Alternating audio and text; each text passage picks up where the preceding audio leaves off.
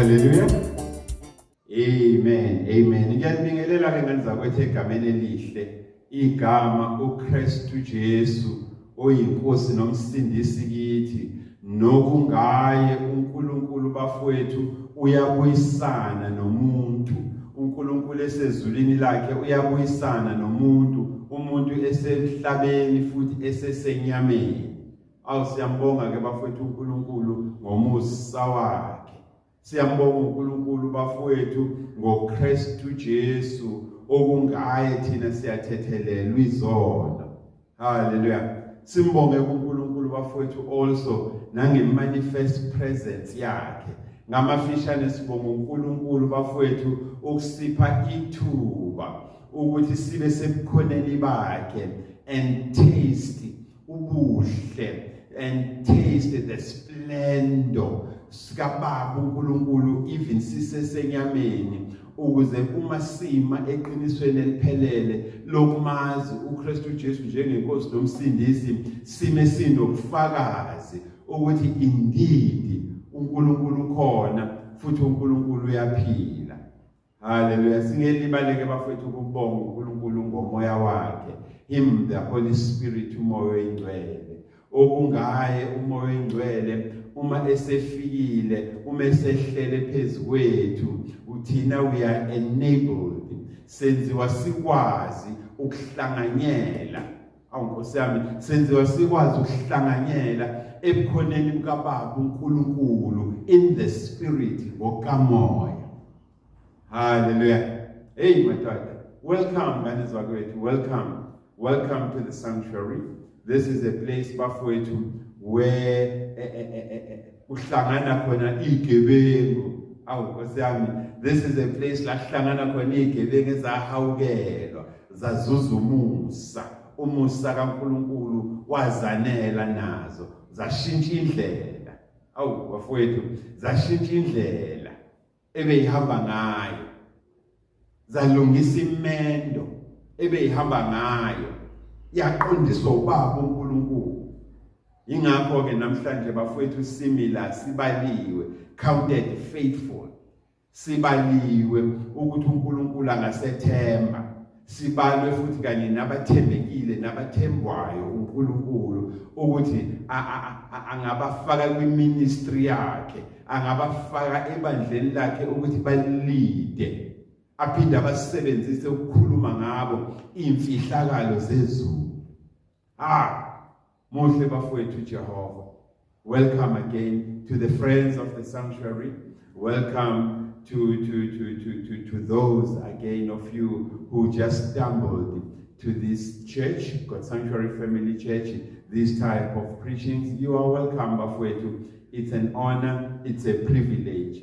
Ukuba kanye nani, ilungelo elingandele bani. Amen.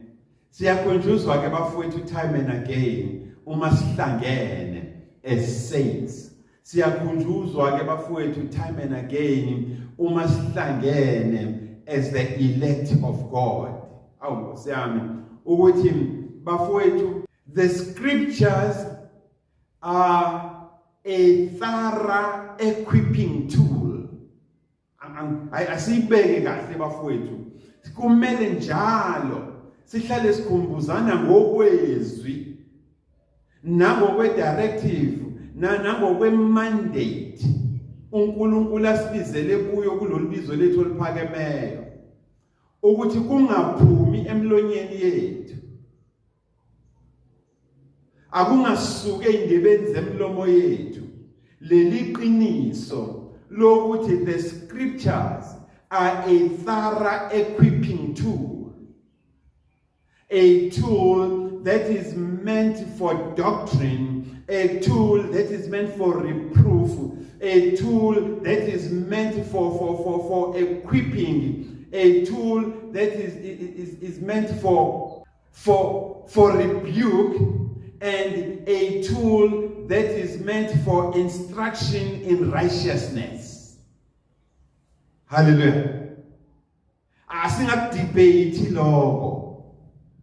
Futhi akungabi nokuphikisana phakathi kwethu samakholwa. ukuthi the scriptures imbhalo engcwele the besora kababa uNkulunkulu inikelwe kithi prophetically ukuthi sideliver njengoba injalo kubantu bakaNkulunkulu ukuze bezwe ukuthi uNkulunkulu uthini. Ingakho ke sithi imbhalo engcwele bafowethu ithuluzi eliphelele neliphelelisiwe. Hey Nkosi yami, ithuluzi eliphelele neliphelelisiwe for imfundiso zenkolo neimfundiso zakamoya. Ithuluzi eliphelele neliphelelisiwe also ukuthi lisikhalime lisikhuze. Yes, lisithethise uma siphambuka endleleni. Engolimi la namhlanje bafowethu lisitshela ucash. Uyayibona lento? Lisitshele 99 ukuthi anisahambi ngendlela uNkulunkulu abeke ngayo, senihamba ngokwenu. Liphinde futhi lithi instruct us in righteousness bafowethu lisifundise ukuhamba ngendlela yokukholwa. Hallelujah. Sihambe ngendlela yokukholwa bafowethu, singanhlanhlathi. Sihambe ngokwazi nokuqonda kwethu. Ngoba the minute senza kanjalo siyayiluza indlela ephakadeni, siyayiluza indlela esisa ephakadeni lethu. Hallelujah. Ingakho ke bafowethu thina la esanctuary, Nkosi yami, ingakho ke bafowethu thina la esanctuary sifundisiwe saphinde sayalwa ukuthi when it comes to matters of the spirit, when it comes to matters of the word, uma sikhuluma ngeindaba zezwe zika, uma sikhuluma ngezwi likaNkulunkulu, uma sikhuluma ngezika moya nezakwamoya, sifundisiwe thina saphinde sayalwa la esanctuary ukuthi we must preach the word. Hallelujah. Kumele sishumayele izwi. Uzoyithola mfowethu lento encwadini kaTimothy wesibili chapter 4. Hallelujah. Uzoyithola lento mfowethu encwadini kaTimothy wesibili 2 Timothy chapter 4. La sinqanqwa khona thina uNkulunkulu ngomoya wakhe. Ethi God Sanctuary Family Church ngamunye nganoma isiphi isikhathi, kunoma iyiphi opportunity oyitholayo, preach the word, shumayela izwi. Hallelujah. Shumayela izwi. Akukho ke thina mfowethu la sifundiswe khona ngokwembhalo engcwele. Nkosi yami, akukho lasifundiswe khona thina ngokwembhalo engcwele as God Sanctuary Family Church, the sanctuary, ukuthi sidlale ngezwi. Akukho lasifundiswe khona mfowethu ukuthi siliphathe budedengu izwi. Akukho lasifundiswe khona mfowethu embhalweni yonke iphelele ukuthi mfowethu izwi silimbathisa amanyala neinkanuko zethu ukuze sifeze lokhu thina esikufunayo nesikucabangayo. Hallelujah. Kodwa siyaliwe thina saphinde safundiswa ukuthi asilishumayele izwi. Ngoba izwi uma silishumayela, ukushumayela mfowethu kunalengxenye kaBaba uNkulunkulu ekhuluma nomuntu ngqo. Imtshela umuntu ukuthi uyabona la ukhona, akukhona la uNkulunkulu ekudinga khona. Move. Suka, sukuma, vuka uyithathe. Hallelujah. Zithintithe. Vuka ithintithe. Hallelujah. Yingakho ke bafowethu uma sihlola izwi, uma sihlola imbhalo asitholi indawo lathi wasidlale khona. Let's play with the word of God.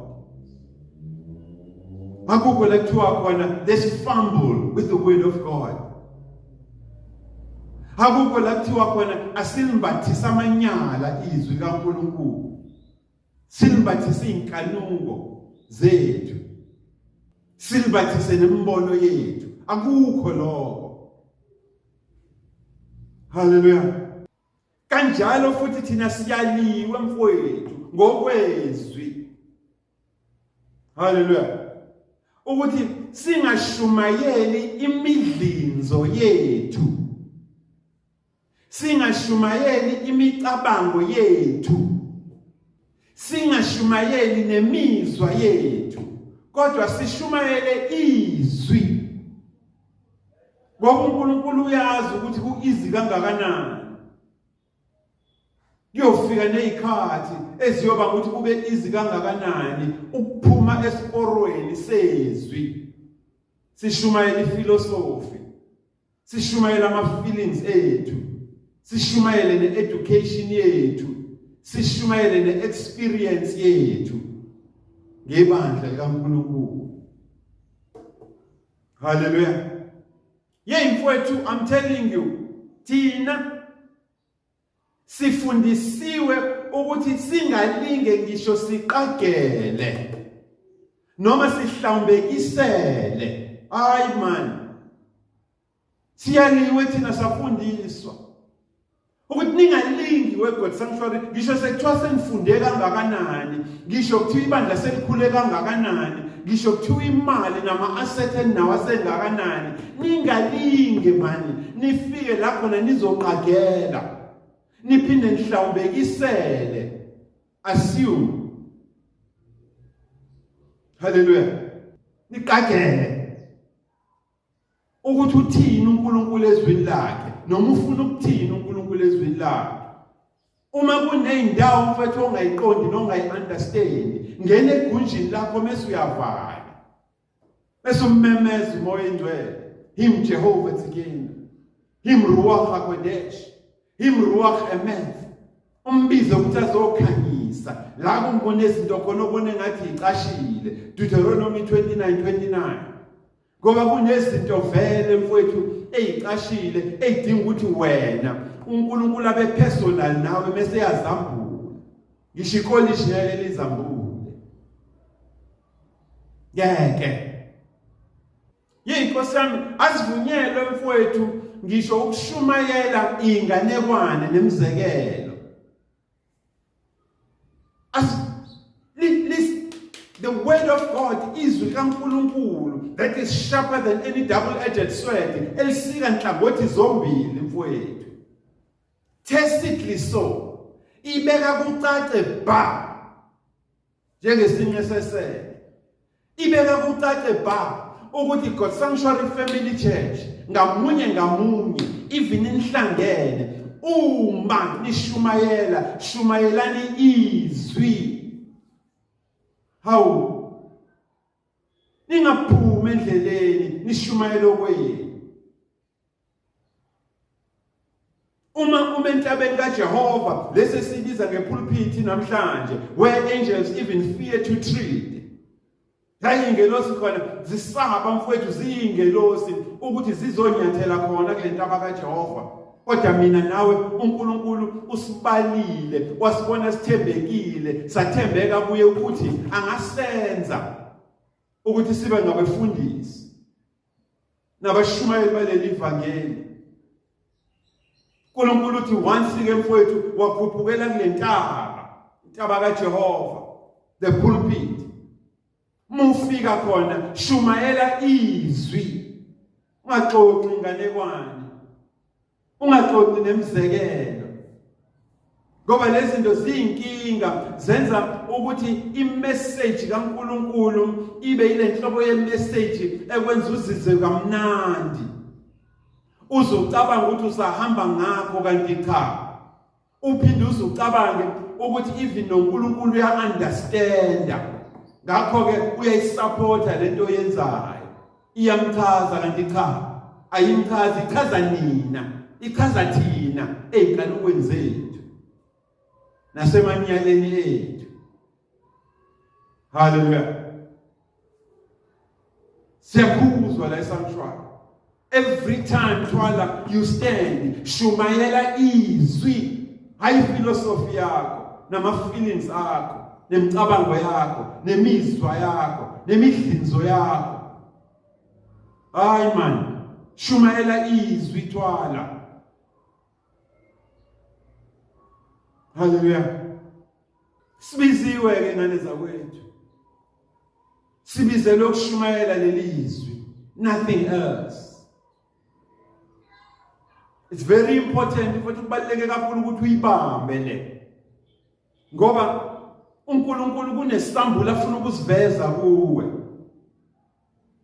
Ekufuneka ukuthi qamba uNkulunkulu uyasiveza, already sekune stop nonsense asesakhile empilweni yakho ukuthi on matters spiritual. Endabeni zezwi mfowethu nakweyikamoya kunama debate nama discussion engemele ube ingxenye yawo. Okufuneka uma ufika kuwona, ufika uphethe inkemba kaJehova, ufika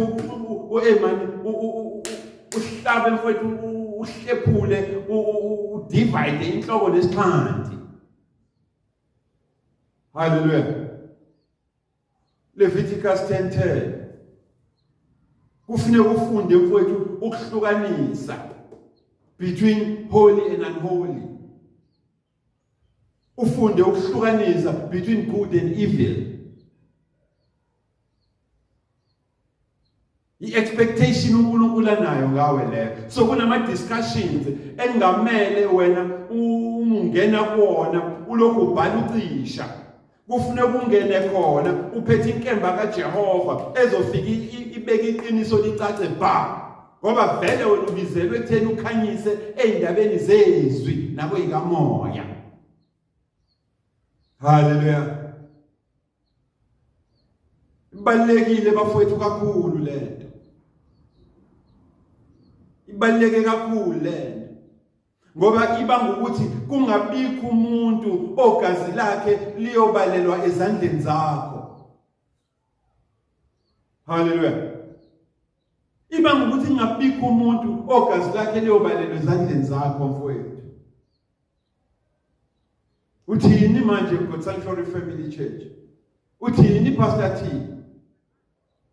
Uma sithi zokusiza lento yokushumayela izwi ukuthi kungabikho igazi lomuntu eliyobalelwa ezandleni zakho, ingoba uma kukhona abantu abayokhala ngawe uma sebemi phambi kwesihlalo sombuso kaNkulunkulu, the throne of judgment, bathi mina ivangeli lashunyayezwa kimi ngalamukela esanctuary, ngalamukela ukufundisa opastor Twala. Yilo ke leli ivangeli uNkulunkulu elangidukisa. Yilo futhi leli ivangeli engalimukela koThwala nase sanctuary elangenza umqambi manga. Hallelujah. So gada ke mfowethu ukuthi imfundiso oyiphethe ngabe zisukaphi umnyombo wazo. Ngoba the minute ziphuma emnyombeni esinikwe wona oyimbhalo engcwele kaNkulunkulu isingena kwifilosofi nasey'ncwadini ezibhalwa abantu abathile, gada umyalelo umile, shumayelani izwi. Whether isikhathi noma kusona isikhathi, be instant in season and out of season. Shumayelani izwi. Don't be overtaken. Unga overtake by education yakho ne-experience yesonto. Unga overtake kwa ifilosofi yabantu abacredita wena ngenhlonipho yakho. Uzucabanga ukuba umlomo ongathethi imanga mase bekhulumile. fana nomzalwane waseBeriya ukuthi sekukhulunywa konke kwenziwa konke mesebuza ethi uyithatha lento eyishoyo mase ihlola imbhalo ukuthi ngabe uNkulunkulu uyini obekhuluma kuwe ekhuluma ngawe na noma uyinhlanhlathela nje uyikhulumela ifilosofi yakho uyihlobisa ngeeducation yakho nayo. Hallelujah. Asigadeni ke bafethu uNkulunkulu nomona unentshisakalo enzima kabi ngathi akafuni ukuthi kube nabantu ogazi labo mfowethu liyobalelwa kithi ngenxa yeyintshumayelo nezimfundiso esabanika zona ezabadukisa zabenza amaqambi manga baze bayithatha nabo ngenxa yokusihlonipha bacabanga ukuthi zizona bafundisa nabanye. Hallelujah. uNkulunkulu akafuni bafowethu siye esirogweni lapho kunokukhala nokugedla kwamazinyo akafuni uNkulunkulu siye lapho. Ingakho time and again God Sanctuary Family Church ngisho ngathiwa bafowethu isiyabhora le topic khumbuzanani ukuthi shumayelani izwi whether kuyisikhathi noma kusona isikhathi nina be instant in season and out of season. Hallelujah. Ngisho kuthiwa susele nabantu ababili esontweni shumayela izwi ngoba uKristu uJesu mfowethu ngisho kuthiwa wayeyedwa umoni okwakumele ehla zomfela la emhlabeni still uNkulunkulu would have sent him ukuthi enze azofela lowo moni. Shumayelani izwi thwala manje. Hallelujah. Na kungenzeka uphakathi kwethu kungenzeka as a friend of the sanctuary ku YouTube ukuthi deep down enhlizweni yakho uTimothy wesibili chapter 4 kunama minute kuneyilonda azengulayo kuwena kungenzeka ukuthi kunobuhlungu obuthile obuvukayo kuwena ngaphakathi. Hallelujah. Uthi kodwa Pastor Thwala God Sanctuary Family Church iyangithinta manje le uNkulunkulu ayibeke kini ngenxa ngoTimothy umfana kaMama uEunice noGogo Louise. Iyangithinta lento wemfana kaMama Mthoko noGogo Sigweje lento uNkulunkulu ayikhuluma ngawe kimi ivula kimi ivusa ama minute amadala kimi imbula kwethu ilonda ezikimina ngizwa kahle ukuthi ngiyakhala ngaphakathi nyopha. Hallelujah. Ngoba njengoba ungibona nje ngilalele lentshumayelo vele mina ngiseyena umuntu oyesontweni sengisonta kwi-TV na ku-YouTube ngoba ibandla mfowethu ebengikulo kunentshumayelo ezithile bezilenza lifundisa ngaleso sikhathi mina angisebenzi uma ukuthi imisebenzi ngiyayithola iba ama piece job and akekho ngaboni ukuthi as at today the country South Africa is in ICU izwe lethu thina eliphethe yonke inhlobo yomnotho surrounded by two oceans, the Indian Ocean and the Pacific Ocean. Izwe lethu mfowethu elinothe ngendlela eyisimanga, locked deep down in the bowels mfowethu zomhlaba uNkulunkulu asiphe wona. Igolide, icopper, iplatinum, ithini, boronium, diamonds, ekuningi manje singakubala. Even imbewu umiwa iwela kulomhlabathi walelizwe uNkulunkulu asiphe wona iyafa mfowethu mase ya multiply phuma ukudla. Hallelujah. Kodwa today izwe lethu bafowethu lidla ngamapayipi it is an ICU. Abaningi bethu ba affectekile ngokwezohwebo business nangokwemsebenzi. Manje iyangithinta lento Pastor T, iyangithinta lento God Sanctuary Family Church ngoba sengichuza ukuhlala ekhaya ngifellowship ne TV no YouTube ngoba enkonzweni ebengikuyo mfowethu ngathi mengena kulesimo sokungabi nemali kwaneyintshumayelo eziqhamukayo ezithi you cannot come before God empty-handed. Awukwazi ukuza phambi kwababa uNkulunkulu ungaphethe lutho ngezandla. Every time esihlangana, whether uLesibili noma uLesithathu, midweek, whether uMgqibelo noma iSonto, mekuye kwahlangana amehlo phakathi kwethu nomfundisi, kuvuka ibhakede mfowethu esontweni lokuthi ongeke uzuze phambi kwababa uNkulunkulu ungaphethe lutho ezandleni. Ngisho kuthiwa inyanga iphakathi nendawo isonto lesibili, ngisho kuthiwa inyanga mfowethu iphakathi nendawo isonto lesithathu, kuyafana kuhlale kune expectation yokuthi sinemali. Hallelujah. Sometimes umfundisi wethu uze ababize abantu ngama category ngama levels emnikela abazoyenza. Atho 1000 rand basukume ngisale ngihlezi phansi ngoba ngino 5 rand nawe uzokhipha emalini yesinkwa. Kubizwe 5000 basukume 5000 kanjalo 20000 basukume. Ngaleso sikhathi ngigqoka ishirt emhlophe nothayi ngihamba nomndeni wami nezingane siyasazi isimo esibhekene nazo. Ngilimale ngibona ukuthi akusekho vele into engizoyigayina ngokuba la. Ngaphuma ke baba esontweni ngoba ngabona engathi noNkulunkulu ekushunyelwa ngaye engimthanda kangaka enginikela kuyena ngesikhathi sami sonke nangoba mina bambonke uma ngenayo imali nayo uyangixosha ebandleni lakhe. Hallelujah.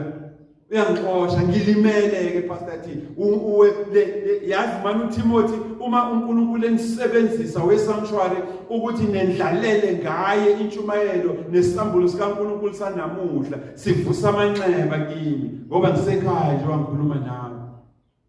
Abanye abakabi sekhaya but you are contemplating.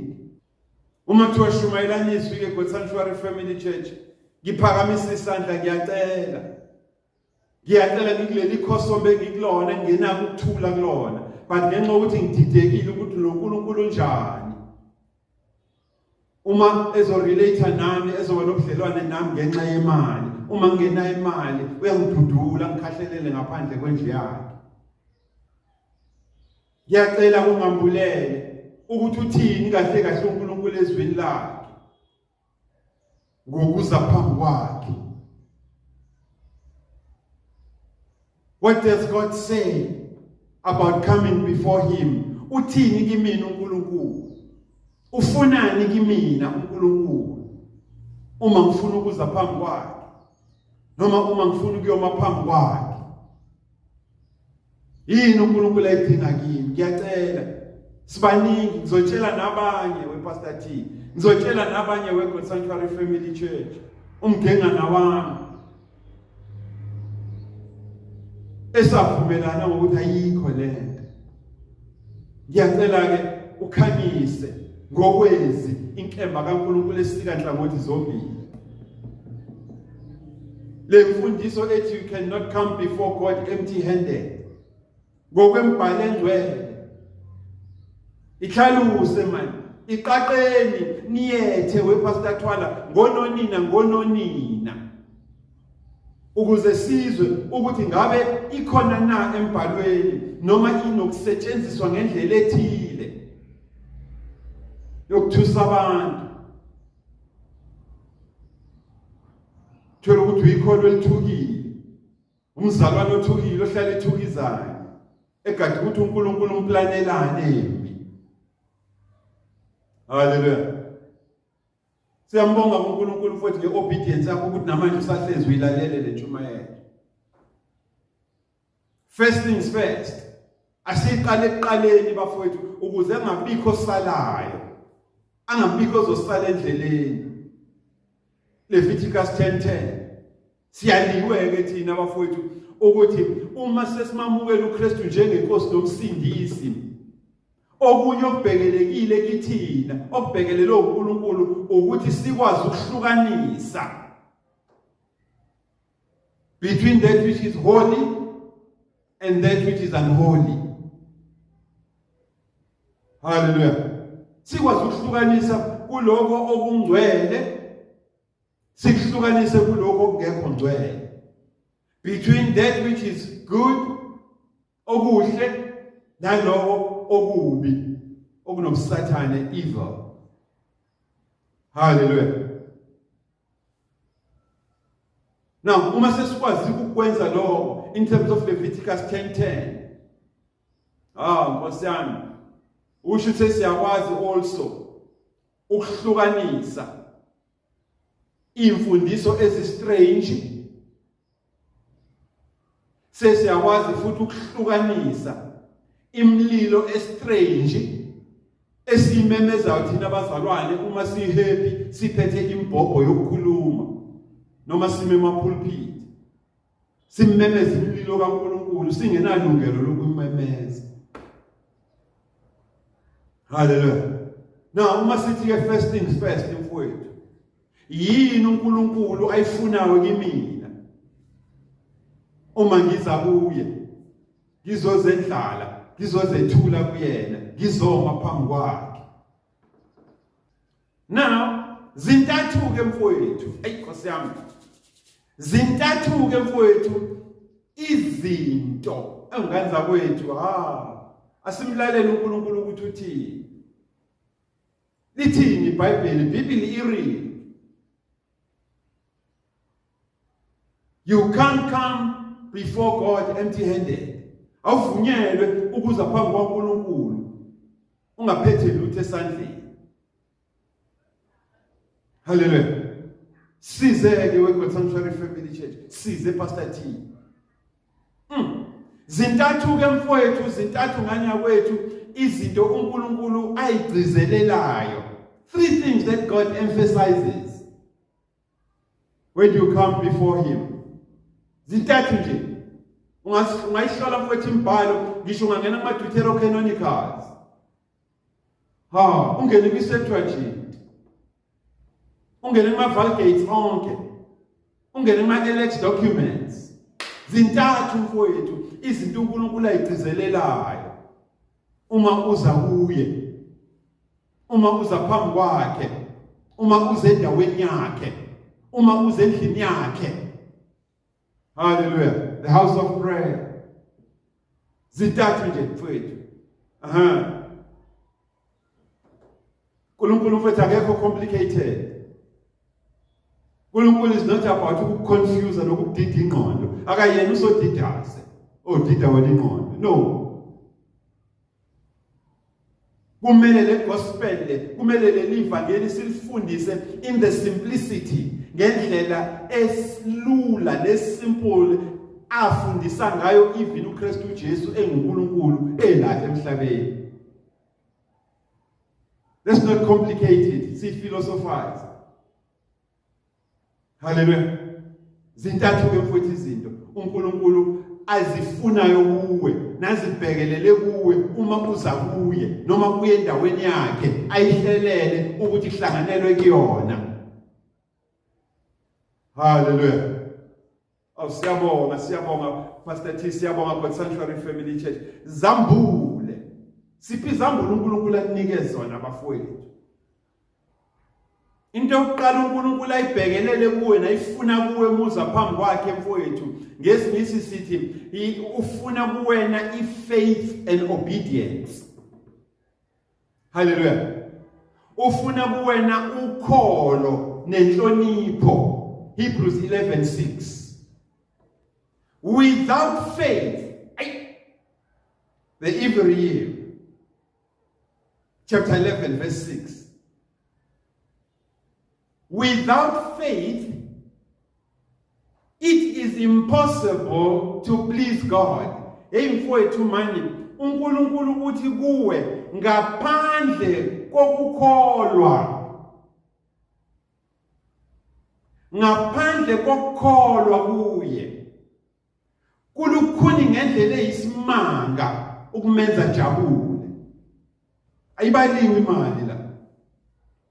Hallelujah. Sihlola thina imbhalo ukuthi yini edinga uNkulunkulu uma ngiza kuye. Hallelujah. Ngiza phambi kwakhe. uNkulunkulu uthi hayi kuwena ngifuna nje ukholo bese ngifuna nenhlonipho. Kungani usho kanje Jehova? Lapha encwadini yamaHebheru, the Ephraim, chapter 11 uya lapha ku verse 6. uNkulunkulu uthi yazike lokhu ukuthi ngaphandle kokholwa, without faith, kulukhuni kuyohlale kulukhuni ngendlela eyisimanga to please me, ukungijabulisa mina Jehova uNkulunkulu. Isobala bafowethu lento uyatshelwa, ngifuna ukwazi Pastor T uJehova ngikule simo engikusona nemali enginayo ngibone ngathi ayanele.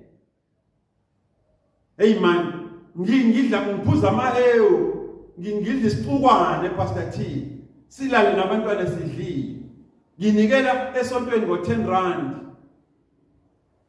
Yenga ukuthi ufuna imali all the time esihlangene. Uthini uNkulunkulu ezwini lakhe uma ngiza phambi kwakhe? Faith and obedience, ukholo nenhlonipho mfowethu. Ngaphandle kokholo ulukhuni ukumenza uNkulunkulu ajabule. Kholwa ke mfowethu uNkulunkulu ukuthi uNkulunkulu nguye.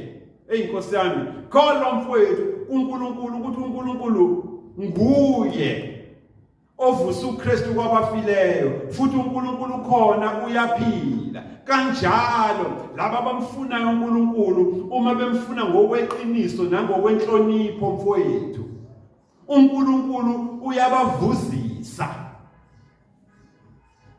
Those who seek him diligently, uNkulunkulu rewards them. Hallelujah. Uyabona mfowethu ukuthi uze kuye mfowethu uphethe wena nesikhathi sakho, ungenalutho esandleni ngaphandle komzimba wakho, upresenta kuNkulunkulu. Uyabona? Kodwa uNkulunkulu uthi noma kunjalo noma kunje, for as long as uze kimi mfowethu uphethe kuwe ukholo oluphelele, uphethe nenhlonipho ephelele, nokwazi nokuqonda okuphelele ukuthi mina nguNkulunkulu, yimi futhi engivusa uKristu kwabafileyo. Kanjalo ke futhi uma ungidinga ungifuna ngokuyimisela, ungifuna nangokweqiniso, ungifuna nangokwenhlonipho, mina Jehova ubaba uNkulunkulu ngizokuvuzisa. Ungaphethe lutho esandleni except for your body, which is your reasonable service to God, brought to him holy and acceptable kuyena. uNkulunkulu uthi ngizokuvuzisa. Bazothi bekhipha o10 bani, bekhipha o30 bani, bekhipha obani bani, bese ngiyihlola inhliziyo, bese ngiyakuvuzisa wena. Hallelujah. Number 2,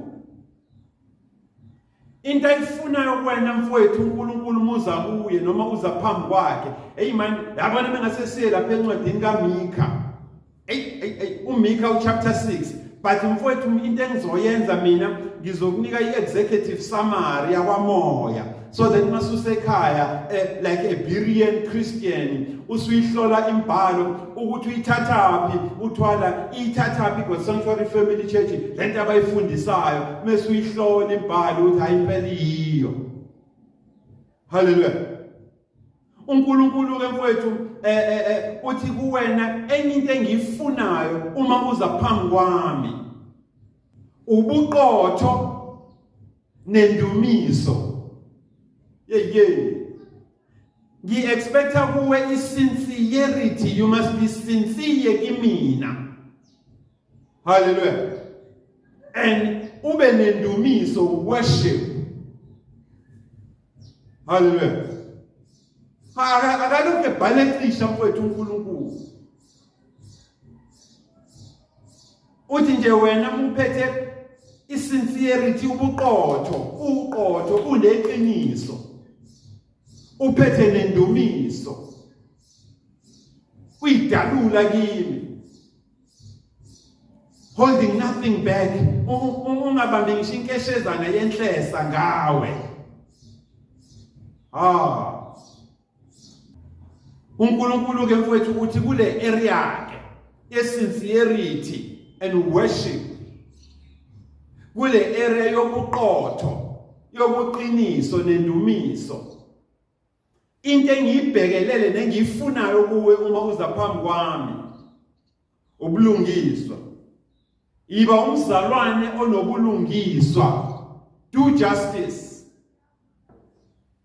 Ngadlali ngabantu man. Bafuthe ngedumo, bafide inyoka. Iba umzalwane onobulungiswa. Iba nobulungiswa uma uza phambi kwami. Do justice.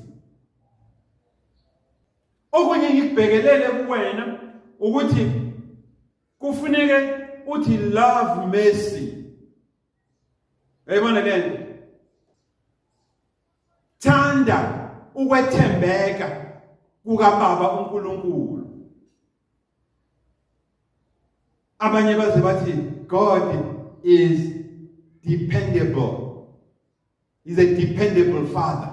Uma sebeyibeka ke ngolimi lesingisi. Sibeka ngomageba ke thina sithi thanda iqiniso lokuqiniso libuNkulunkulu lokuthi yena uthembekile. Azasho umhlabeleli athi uthembekile Jesu, uthembekile Jesu, kamihla likamihla uthembekile Jesu. Kusho umhlabeleli ngoba kune experience ayifilile, kune experience ambulelwe yona ezaphambi kwaBaba uNkulunkulu engenalutho, ephethe yena uqobo lakhe nesikhathi nendumiso. Hallelujah. Thanda mfowethu ukwethembeka kukaNkulunkulu, love mercy, ukuze nawe ube nofefe kwabanye, bathembe futhi ukuthi lolu fefo okhuluma ngalo kubona uzoligcina. Hallelujah. Uma ukwazi wena ukuthi uNkulunkulu akuxolele, nabo kufanele babe nethemba lokuthi uyokwazi ukubaxolela. Ngeke ukuthi wena esakhe isikweletu uNkulunkulu mase sikhanselile, mase sabo bona usivuse, uzobakhiphe ngisho endlini. Hallelujah. Madoda. Thanda ukwethembeka. Bese thi uNkulunkulu uma phambi kwami futhi kufuneke uhambe ngokuthobeka. Walk in humility with me, O God. Hamba ngokuthobeka nami nguNkulunkulu wakho. Ungaphakami, impakamo akumele ibe kuwena. Ngoba uNkulunkulu uyabazonda abayiphakamisayo. Hallelujah. Hamba mfowethu, hamba ngokuthobeka. If my people who are called by my name, lalela uthi uNkulunkulu uthi, if they humble themselves and pray, okusho ukuthi ngeke ukwazi ukuthandaza intobeko ingekho kuwe, ugcwele impakamo. Uma usaphakeme kwale mthandazo yenzayo igcina kwisilingi yendlu.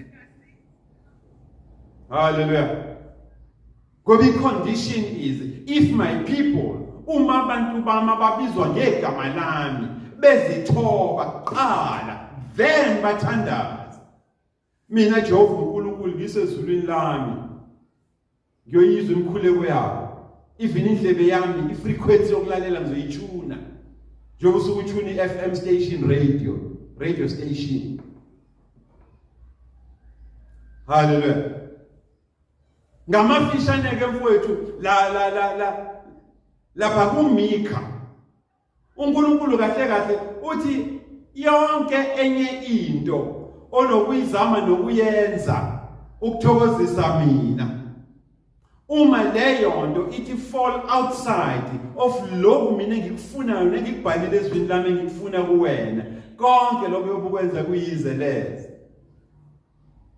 ukuthi uyahlaba wena inkomo inqwaba ukuthi wena uze futhi unikele ubulala izingane zakho ngoba ufuna ukukhokhela izono zakho kuNkulunkulu ukuthi wena ngisho umcebo wakho wonke uzuqhube ngebhala uyise esontweni hayi uNkulunkulu uthi ubulungiswa bungekho kuwena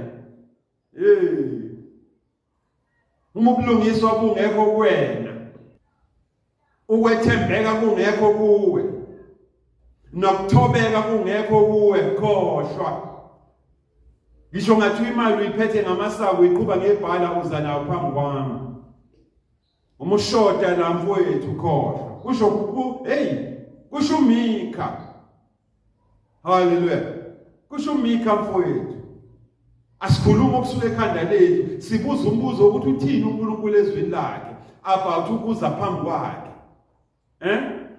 uthini uNkulunkulu about ukuza phambi kwakhe haleluya okwesithathu ke mfowethu uNkulunkulu asambulele kona uma sihlezi in the upper room sihlola imbhalo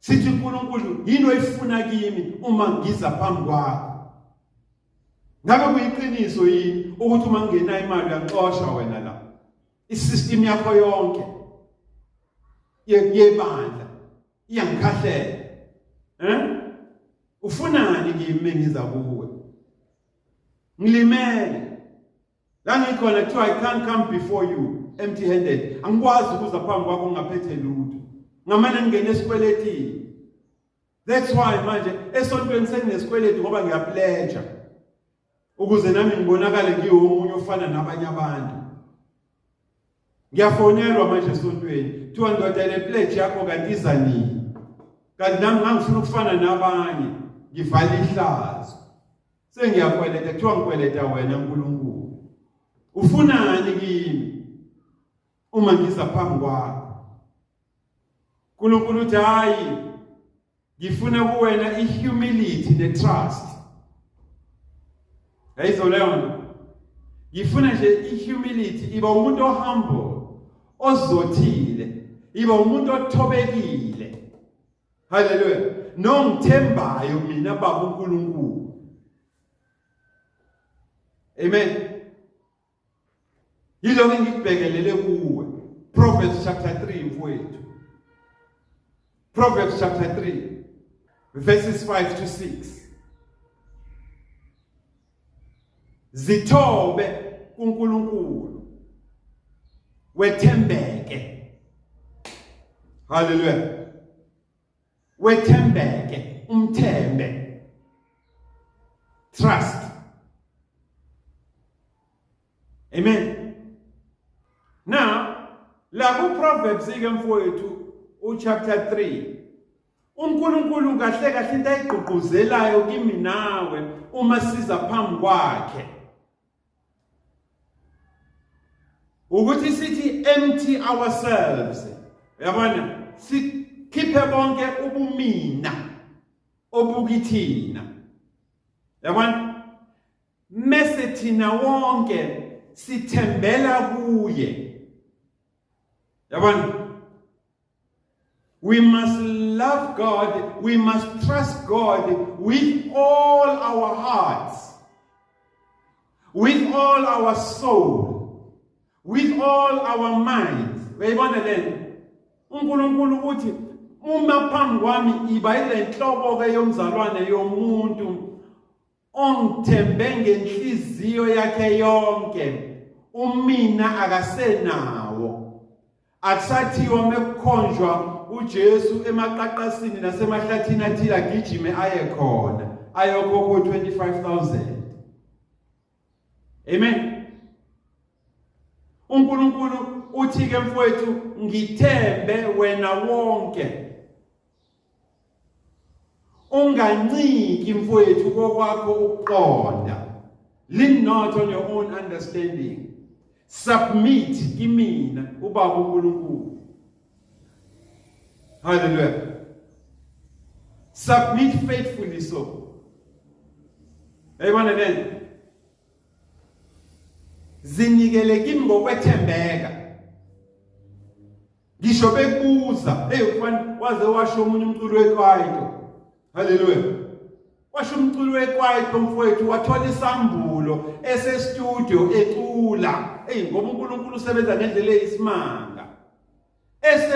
Studio ecula iKwaito. Jethu ucula into emnandi kanti sekuvela isambulo. Uthi khale ngiphutha ukuthi ithepho lakhe kimani uma ningibuza ukuthi ithemba lami ngubani.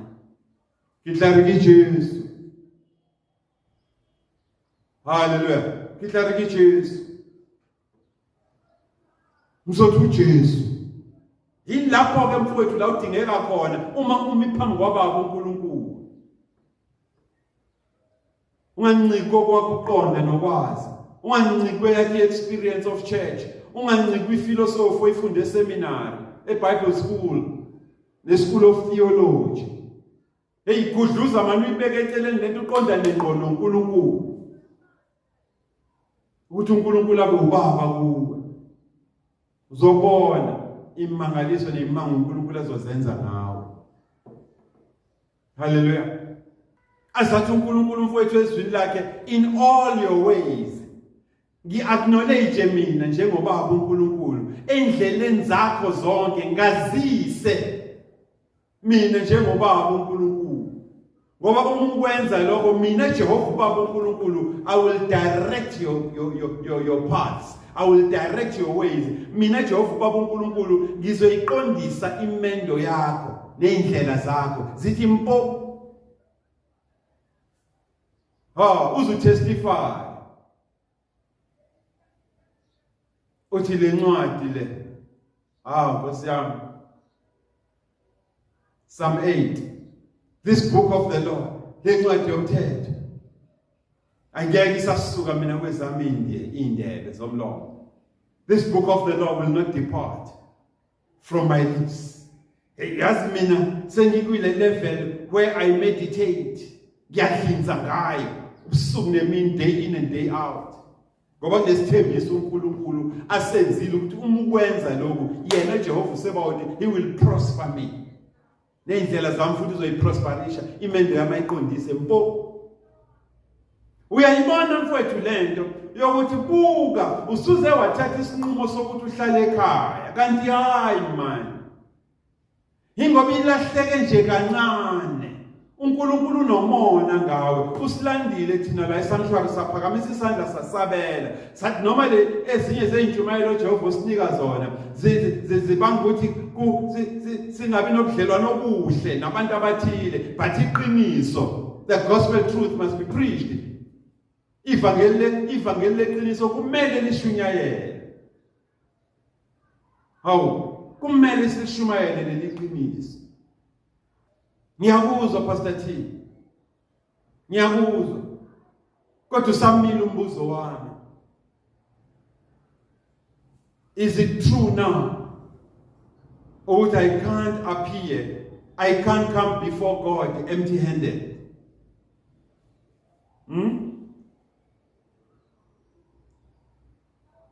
Ngiyacela nicacise le part ngokwezwi. Hallelujah. Now ngengane yakwethu besandlalela izinto ezifanele zikumemeza ukuthi ubuye uze ekhaya kubaba uNkulunkulu usabele ukuthi unqumile wanquma wrong. Zintathu kuphela uNkulunkulu izinto ayidinga kuwe umuzo maphambi kwakhe. Yabona, the only time where God mentions his substance, where God includes substance when coming before him, the only time isikhathi esisodwa la uNkulunkulu khona ekhuluma ngento ekumele uyiphathe uma uza phambi kwakhe is during 3 festivities. Hallelujah. It is during 3 festivities that are captured as Winlark. Maybe asiphinde. The only time ganyakwethu la uNkulunkulu ezwini lakhe ethi khona angeke ukwazi ukuza phambi kwami ungaphethe lutho ngesandla. Yila uNkulunkulu ekhuluma khona ngemikhosi emithathu in any given year. Yila ekhuluma khona ngemikhosi emithathu eyenzakalayo njalo ngonyaka. Hallelujah. Yes. Now lemkhosi ke uNkulunkulu mfowethu athi ngeke uze phambi kwakhe. You can't come before him empty-handed. Lemkhosi ilotshiwe encwadini kaDevrayimi uDeuteronomy chapter 16. Uzoqala futhi ukuyifunda lapha ku verse 16. Lemkhosi uyayibalula ke uNkulunkulu. Uthi umkhosi wesinkwa esingenamvubelo. The feast of the unleavened bread. Esiubiza ngePhasika. Nomkhosi wamasonto. The feast of weeks. Nomkhosi wamadokodo. The feast of tabernacles. Hallelujah. Iyona ke mfowethu imkhosi emithathu. La khona ngisho kuthiwa isimo sakho simi kanjani. Njengentuthwane. Ibuke intuthwane uyitadishe ufunde indlela zayo mase uyahlakanipha. Uhlakaniphelele ukuthi iqambe iyafika lemkhosi emithathu empilweni yakho onyakeni ikufice lokhu okwazile ukukusave ngamandla uNkulunkulu akuphe wona akufice kukhona. Hallelujah. Ungafuni ukuba nako ngoba lo mkhosi ususondela, whether umkhosi wePhasika, whether umkhosi wamasonto noma umkhosi wamadokodo. Kodwa iya entuthwaneni ungabi yivila. Ufike ufunde indlela zentuthwane zobuhlakani mase ukhumbula ukuthi kunemkhosi ezayo. Efuneka ukuthi mengiya phambi kwaNkulunkulu uBaba ngiye ngiphethe something. Hallelujah. Noma eshila uNkulunkulu ezwini lakhe ukuthi kulezi ezinye insuku mesihlangana kuthatha kuphela kubhekelele empilweni yami. But kunemkhosi efuneka ngenze sure ukuthi ngiye entuthwaneni ngifike ngifunde indlela zayo zobuhlakani bese ngibeka ukuthi iqambe kusiyafika lesi sikhathi singifice nginakho engikubiza ngesibusiso okungangamandla ami uNkulunkulu angiphe kona, whether I was doing ama-piece jobs or whether bengisebenza full time. Awuyukuza phambi kwaNkulunkulu kule mikhosi kungekho liphethe ngesandla sakho ngokwenani nangokwe-level uNkulunkulu akubusise ngayo nakuphe amandla ngayo. Hallelujah. Ake sibukeke mfowethu umkhosi wesinkwa esingenamvubelo, the feast of the unleavened bread esiubiza ngePhasika. Kungani uNkulunkulu ethi ungezi kulomkhosi kungekho kubekelele ngenxa yokufunda entuthwaneni wena? Now emkhosini ke mfowethu wesinkwa esingenamvubelo esiubiza ngePhasika siyafundiswa thina ukuthi ngomkhosi wePhasika kufuneke siyeke konke esikwenzayo mase sithi assemble together as the church. Amen. And when we assemble together, sihlangana njengebandla, mase sinika imzuzu nesikhathi mfowethu sokuthi sehlisa amanetha ethu akamoya, sicabange ngokunzulu about the price that Jesus paid for salvation yami nawe, intengo mfowethu uKristu Jesu ayikhokha for insindiso yami nawe. Sidiphe mfowethu, sicabange about the pain, ubuhlungu bokuba umhlatshelo uKristu Jesu abekezelela for redemption yakho nami, ukuze mina nawe senziwe basha, uNkulunkulu abuyisane nami nawe siyabantu. Hallelujah. So uma uya lana ke mfowethu kulomkhosi, uya unaleyo nto yokuba grateful, uya unokubonga kubaba uNkulunkulu, uthi anginakho manje kwanele kodwa ngizokunika lokho engikwazile Jehova ngokunginika amandla ukuthi ngikusave ikona ngizokunika kona plus the whole of me. Hallelujah. Zokunika noqobo lwami lonke naloko okuncane nginakho, ngoba ngize kulomkhosi ngazi ukuthi akumele ngize empty handed. Hallelujah. Kufanele ngize nezipho la zokukhombisa igratitude, ukubonga. Intenge ikhokhiwe, ikhokhelwa mina. Awunkosi yami ukuthi ngithola insindiso nobuhlungu bokuba umhlatshelo. Bokuba umhlatshelo mfowethu afu uKristu Jesu afele mina, ukuze ngenziwe isidalwa esisha uNkulunkulu abuyisane nami. Hallelujah. Ngiyaliwe ngafundiswa ke la ukuthi ngeke ngize phambi kwaba uNkulunkulu ngingaphethe lutho. Engizobe ngikuphethe ngoba ibandla engikulo liyangifundisa ngalama feast, liyangifundisa ngale mikhosi ukuthi ke buke entuthwaneni umkhosi ungakafiki wendoda. Go to the end. Consider her ways and be wise. Mase uyabekelela. Hallelujah. Siya with gratitude la siyobonga. Ngiyanalo enginamandla okunika uNkulunkulu mfowethu. Ngentshelo wena ukuthi yini efanele because mina bengibekelela kulama piece job 150 engwenzayo no 50 rand newashing engiyenzayo. Abeka mfowethu. Awu Nkosi yami, uthe ufika umkhosi wephasika wangifica mfowethu sengino 70 rand. Awungaya kuNkulunkulu mfowethu eyibona inhliziyo yami nami uqobo lami lonke ukuthi awusuka madoda. Uyalibona lo lathuli lola elingilo yamfana loya. Uyalibona lo lathuli elingilo yabhuti lo yababa lo yamama engasebenzi enjeya. But uyakhombisa ukuthi unqobile. Umnqobile usathane ngokuthi adle lokho abekusave for lo mkhosi. Hey kumnandi kaJesu mfowethu. Umuphethe izambulo. Umlalela uNkulunkulu. So mengiya ke mfowethu emkhosini mfowethu wesinto esingenamvubelo, iPassover, the feast of the unleavened bread. Ngiya mfowethu ngiphethe le attitude kaKristu Jesu engambona mfowethu edlula kuyona, the pain. Yabona the price.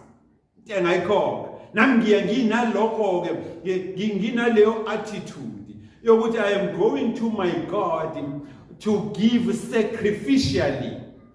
Nginikele sakuba umhlatshelo kuba uNkulunkulu, ngoba mina ngihawukelwe kathethelelwe izono ngokomthetho mina ngabe ngiyasha la. Hallelujah. Kodwa lo ngenacala uyena othatha indawo yami ukuze mina ngisindiswe. So nginikela ke la ngenhliziyo emnene, nginikela ngenhliziyo emnene futhi ejabulile, inolwazi oluphelele ukuthi wethwala njengokunikela unikela ngoba vele usumbulelwe wena ukuthi usindisiwe. You are redeemed. Umushasha bheka okudala kudlulile. uNkulunkulu uyisidala esisha. You are walking in the newness of life kuKristu Jesu. Wena thwala uyingozi kahle kahle. Hey. Now, emkhosini ke futhi wesibili okuwumkhosi wamasonto. The Feast of Weeks. La mfowethu sifundisiwe thina sambulelwa ukuthi i-reason athi uNkulunkulu umuya kulomkhosi ungayi ulambada but iya uphethe something. Ingoba emkhosini wamasonto, the Feast of Weeks, ilapho khona individually. Uyabona lento? Ngamunye ila sikhumbula khona usuku nenyanga onyakeni umuntu asindiswa ngalo. Asindiswanga ke bafowethu ngenyanga efanayo. Hallelujah. So umkhosi wamasonto ngeke ufane wami nowakho unless kune coincidence. Hallelujah. So kimina mfowethu masungifikele mfowethu umkhosi wamasonto inyanga mfowethu engasindiswa ngayo mina, inyanga in which I was minted, inyanga in which I was sanctified. uNkulunkulu angihlukanisela khona kuyena, wangihlwitha njengesikhuni somlilo mfowethu sisesihogweni sika Sathane umlilo ovuthayo. Ngamukela uKristu njengenkosi nomsindisi. Hey mfowethu, leyo nyanga onyakeni kimina okungenzeka ukuthi esontweni mhlambe sibabili noma sibathathu, kithina leyo nyanga mfowethu iwumkhosi wamasonto. Yila khona sizoqhamuka ke thina kunento esiyiphethe esandleni. Fike siyobonga kuBaba uNkulunkulu ukuthi yazi Lord wenza inhlekelele empilweni yami, wehlisa inhlekelele empilweni yami. Yazi wenza isimanga nami ngathola isimanga ngaleli ivangeli likaKristu Jesu. Look at me today. Ngishi age mithi yasondela wena Jehova uyishaya ngomlilo kamoya oyingcwele. Because kune preservation la kwa Jesu. Uma sesentendeni esandla sikaBaba uNkulunkulu ngeke usithinte mfowethu noma ungathini, ngoba sesisendlini somusa thina. Hallelujah. Hey. So ke mfowethu emkhosini wamasonto wonke umuntu in a year ngonyaka unenyanga yakhe. Yabona acelebrate kuyona njengoba nje ngelinye ilanga wena uthi hayi uJanuary is my birthday month. Uzungasitsheli ne date sometimes ozalwe ngayo. So kanjalo ke nalabo kwezensindiso mfowethu uyakwazi ukusho kanjalo ukuthi hayi ke mina uSeptember is my month, my salvation month. Ila ngamintwa khona in heaven. Nganikwa intengo, nganikwa idate, nganikwa ivalue yokuthi sengiyikholwa ngumzalwane. I'm a son of God. Hallelujah. I'm a joint heir with Christ Jesus. Mina lo. So ngiya with that gratitude ke na. Ngiye kuNkulunkulu. Ungakhali ngokuthi ngenza ama peace jobs but vele sengile entuthwaneni. Mfana ngiye nami ngiphethe yami. Mhlambe ngiphethe nje 150. Khosi yami. Uma ukuthi ke ngiyasebenza nginebusiness mhlambe konke kuhamba kahle, uNkulunkulu ngalokho angabele kona nenginamandla okwenza ikona ngizokuletha phambi kwakhe. Ngeke ngize empty handed on the month salvation yami, never. Because ngiyayicelebrate i-month salvation yami, ngazuzwa mina kwehla inhlekelele kuyami impilo, athola isimanga, ahlangana noJesu. Lakho ke mfowethu i-Feast of Weeks ngeke ifane neyami, angiyazi yakhe inyanga ukuthi yipi. Ingakho ke la e-sanctuary we impress siyagcizelela ukuthi khumbula mfowethu iba nosuku ube ne-date owasindiswa ngalo, ngoba iyeza mfowethu i-Feast of Weeks uyeza umkhosi wamasonto kumele ucelebrate. Ngeke mfowethu akekho umuntu ovela iyekelele nje i-birthday yakhe idlule isinomi kanjani. Kanjalo ke nala insindisweni senza kanjalo. Hallelujah. Now, bese kuba ke mfowethu umkhosi wamadokodo, the Feast of Tabernacles. Ngiyawuthanda umkhosi wamadokodo ngoba vele usuka nasosikweni lethu. Thina siubiza ngomkhosi wencwala. Hallelujah. Umkhosi wencwala ke na unenyanga yawo onyakeni. La khona mfowethu sivuna khona. Mase kuthi esivunweni sethu, mase sithatha okweshumi kuso, sikuthathe sikise kuBaba uNkulunkulu noma sikise ebukhosini. Hallelujah. Ngokwamandla mfowethu esivuno uNkulunkulu akupha amandla ukuthi ube naso, wakupha lesibusiso ngaso leso sivuno. Ayichazwa ke le yencwala mfowethu, ngoba ngiyichaza ngizoyona, ngcono ngiyishiye nje kuwena. Hallelujah. Ukuthi yakhe incwala iphetheni masifikile onyakeni. And these are the three mfowethu. Izona indawo ezintathu mfowethu, izona zimo ezintathu, iyona mkhosi emithathu kuphela. Embhalweni engcwele yonke iphelele, la uNkulunkulu ethi khona angeke uze phambi kwami uhamba ulambada ungaphethe lutho ezandleni. Hallelujah. Ilona lo kumele akhiphe ngokwamandla anawo. Ilona lo kufanele akhiphe ngokwesabelo sesibusiso engimuphe sona. Uma kuza kule mkhosi yomthathu. Hallelujah. Uma kuthiwa sivaleke, pastor thi uthini kahle kahle uNkulunkulu kimi? uNkulunkulu uthi kuwe mfowethu, noma ubani owaze wakwenza wathatha inqumo ezithile, zaze zakukhipha ngisho endlini kaBaba uNkulunkulu, ngokuthi aqhamuke nezimfundiso eziphambene, nezimfundiso zeqiniso, neziqinisileyo ezafundiswa uKristu Jesu.